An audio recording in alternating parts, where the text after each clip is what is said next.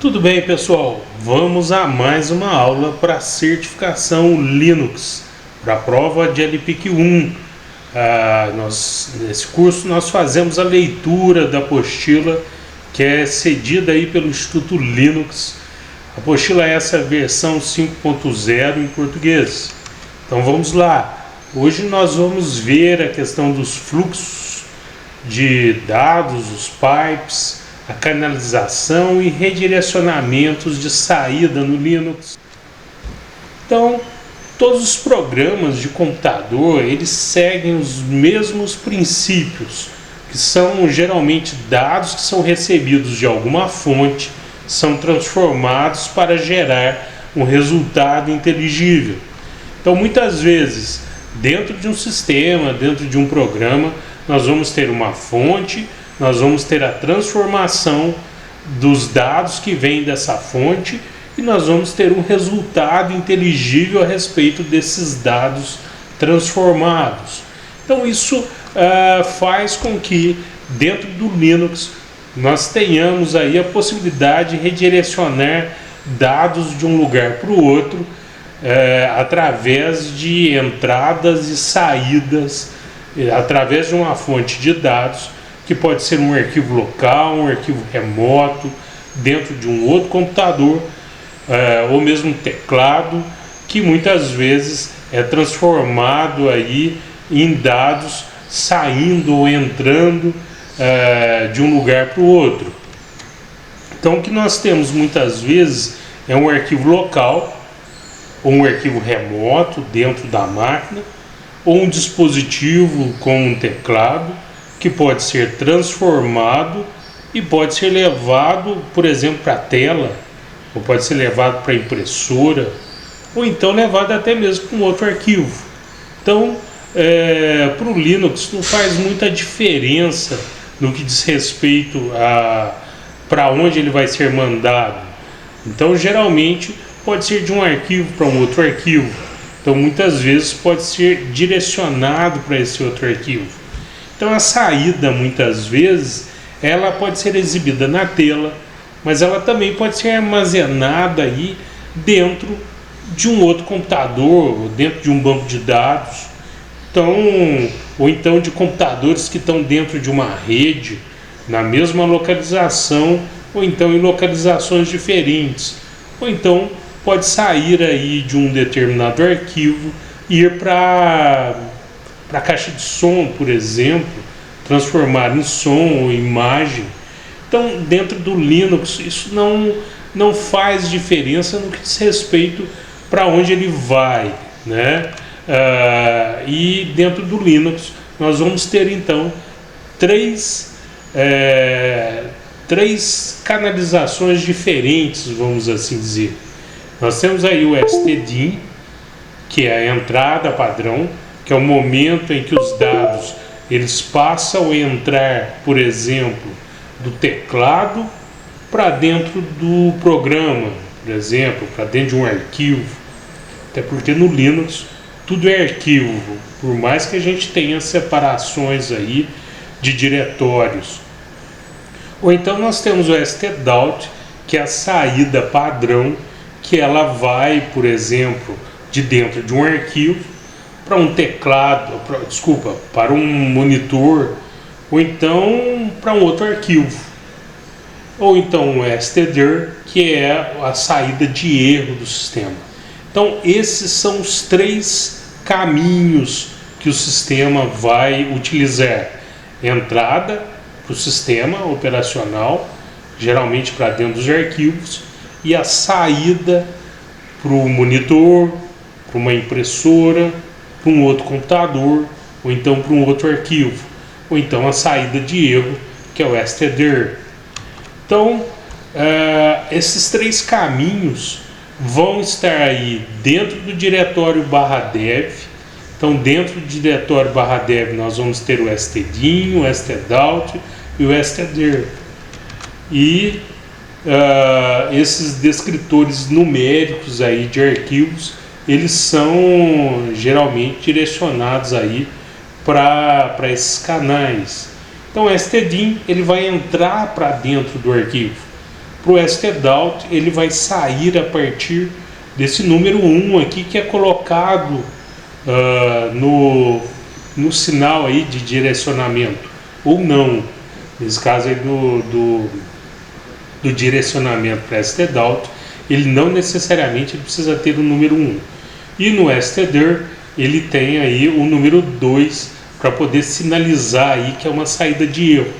Então esses 3 canais de comunicação, eles permitem que os programas eles escrevam os códigos que leem, gravam dados sem se preocupar com o tipo de mídia ou então para onde ele está indo. Então para o Linux não vai fazer muita diferença para onde ele está indo. Então, por exemplo, se um programa precisa de um conjunto de dados como entrada, ele pode simplesmente solicitar os dados da entrada padrão e ele é fornecido para outra saída ou então para outro caminho que ele vai seguir, seja um arquivo, seja um monitor, para onde ele for. Então, da mesma forma, o método mais simples que um programa pode usar para exibir sua saída é descrevê-la como uma saída padrão. Então, o shell, ele, dentro de uma seção de shell, o teclado é definido como stdin e a tela do monitor como stdout.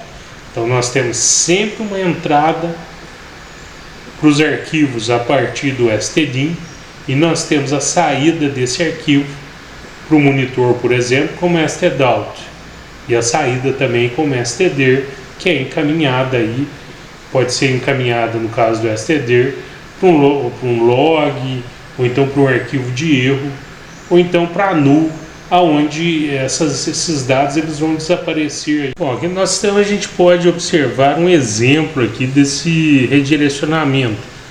Então vamos pegar aqui um arquivo já existente, vamos pegar ls-la, vamos pegar aqui novo programa, então vamos pegar aqui olamundo.c.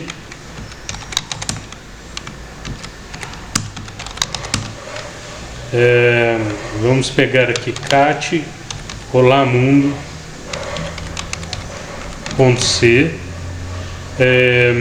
Dentro desse arquivo, né, a partir desse arquivo, nós vamos redirecioná-lo e enviá-lo, né, para um outro lugar.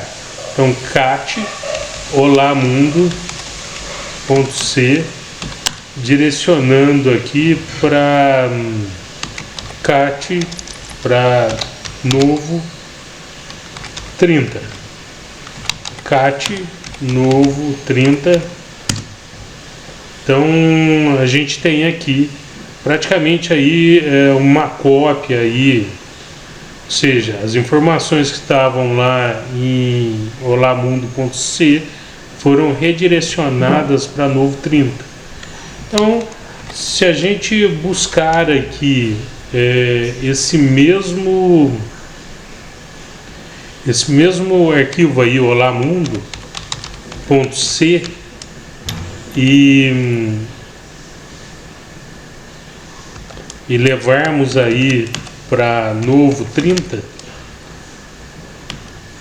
só que agora com 2 redirecionadores, não apenas um, a gente vai observar que dentro de novo 30 ele vai trazer aí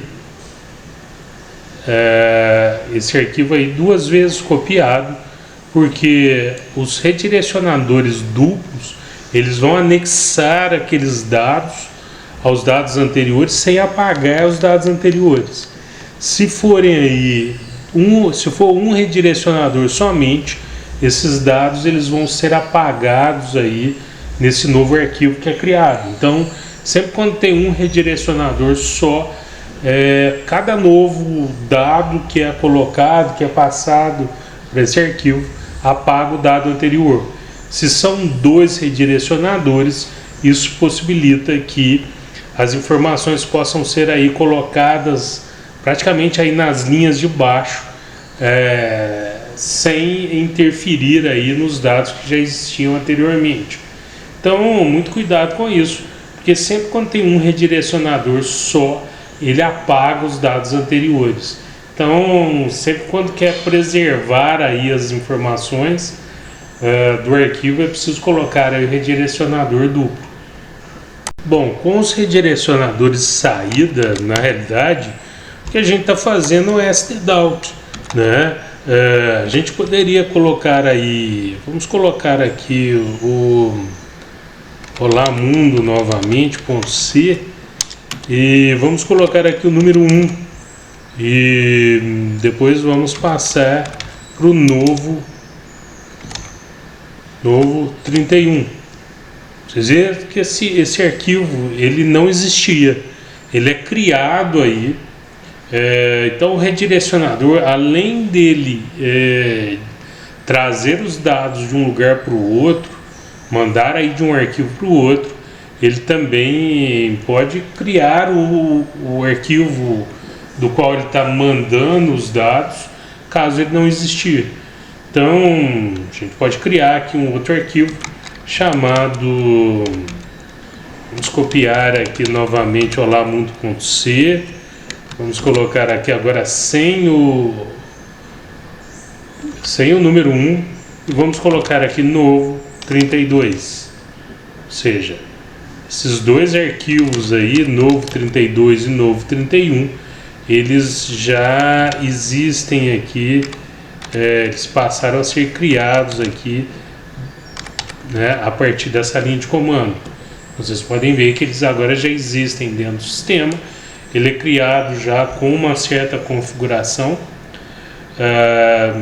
aqui de permissões de usuário, de grupo.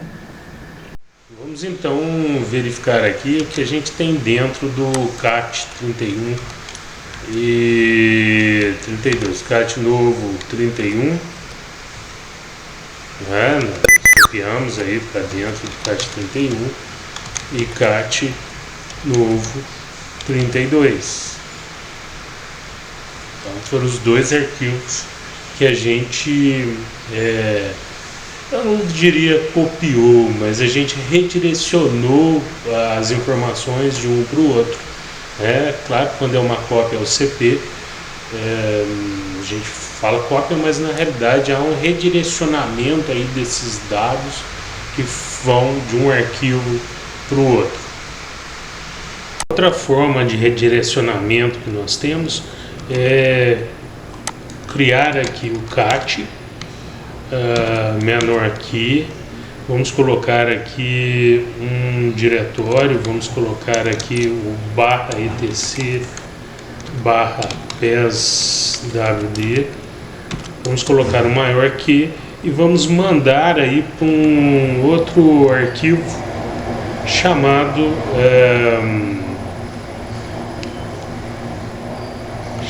novo 25.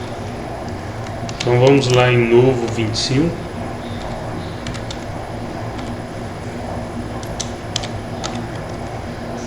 E justamente os dados aqui do /etc /peswd vão estar aí dentro do novo 25. Agora, uma outra forma que nós podemos utilizar também é com o grep, né? O pipe e depois o grep. Então vamos aqui o cat, vamos colocar aqui /etc /peswd, vamos colocar aqui um pipe, um grep, vamos escolher aqui o put, por exemplo, para poder filtrar, e vamos direcionar para um arquivo chamado novo 31. Vamos lá em novo 31. Aí o que nós filtramos aí dentro através do grep, dentro do diretório etc peswd. Bom, até agora a gente trabalhou com stdout. Agora, para trabalhar com stdir, né, que é a saída de erro, a gente pode, por exemplo, fazer aqui uma simulação onde a gente erra o nome aqui do arquivo, do diretório. Então vamos colocar aqui novo i.30. e vamos, né? Vocês viram aí que deu uma saída aí de arquivo ou diretório inexistente, foi um erro, porque na realidade esse arquivo não existe. Então, se no momento que a gente colocar esse nome aí de forma enganada ou gerando um erro, a gente colocar o 2, o maior que, né, direcionado aí para um arquivo, por exemplo, um arquivo de log, por exemplo, log.sh, nós vamos perceber que mesmo gerando erro, esse erro não aparece aí na linha seguinte, mas se a gente for lá no log.sh, nós vamos encontrar aí esse erro direcionado aí para dentro desse arquivo. Isso gera então a possibilidade de criar aí um arquivo de log aí, mas lembrando que sempre quando for criar esse arquivo é necessário colocar aí dessa forma, com 2 redirecionamentos, para ir anexando aí vários erros seguidos e um não ir apagando o outro. Então passa a ter aí erros seguintes, né, anexando aí os dados sem apagar o dado anterior que estava dentro do arquivo. Bom, uma outra forma que existe aí de mandar os erros, dessa vez para lugar nenhum, né? Ele vai mandar para dev null. Nós podemos aí simular esse erro. Pode ser que você não queira criar aí um arquivo de log. Então vamos colocar aí novo e ponto 30. Vamos enviar aí para o erro 2, né, mais o direcionamento, e vamos colocar aqui o /dev /null, que ele manda para lugar nenhum, ou seja, você não vai encontrar isso. O sistema ele vai eliminando esses dados e isso não vai virando lixo dentro do sistema. Bom, um outro comando que existe é o set-o noglobber.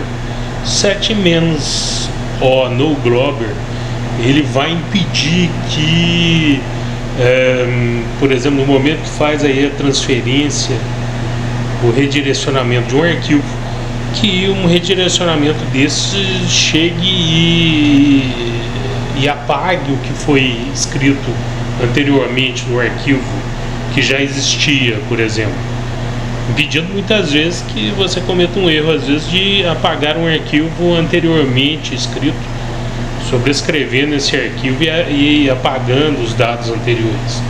Então, se a gente fizer aí o set -noglobber, isso, por exemplo, não vai poder acontecer. Então vamos lá, vamos colocar no set -noglobber. Nesse caso a gente configurou aí para não possibilitar aí nenhum tipo de transferência e de redirecionamento que vai encobrir aí o outro arquivo. Então vamos colocar aqui um teste aqui onde a gente coloca, por exemplo, 25. Vamos ver o que tem lá no 25. Bom, nós temos informação do PSWD. Então, e vamos ver o que a gente tem no 30. Também a mesma informação. Então, vamos tentar aí cat novo 25, transferindo aí um redirecionamento simples para novo 30. Você vai ver que ele vai impedir que isso aconteça. Você somente vai conseguir isso com o redirecionamento duplo. Aí sim, com o duplo seria possível, mas com o simples não, porque o simples apagaria tudo. Se eu colocar aí o 7 menos, ou agora com mais, né, para poder reverter essa configuração aí do noglobber, noglobber, eu reverto isso e aí ele já possibilita que seja feito. Bom, é isso aí, né? Essa configuração, ela de alguma forma ela auxilia aí não cometer nenhum erro aí que apague os dados anteriores de nenhum arquivo. Bom, pessoal, então é isso. Ficamos por aqui. Até a próxima aula.